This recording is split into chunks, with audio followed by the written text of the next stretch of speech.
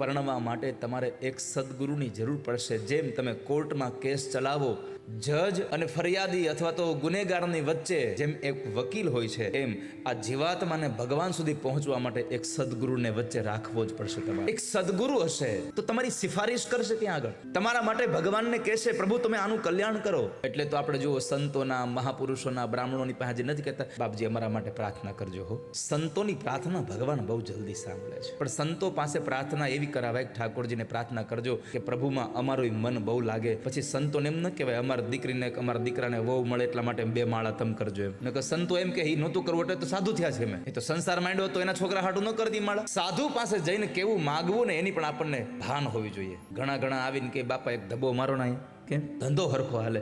પણ અમે ધબ્બો મારીએ પછી કાનમાં એને મનમાં અમે એમ કહીએ અમારા મનમાં હો કે આ ધબ્બો તારો ધંધો હરખો હાલે એટલે નહીં, તારો ધર્મ સરખો ચાલે એટલા માટે માર્યો છે અમે.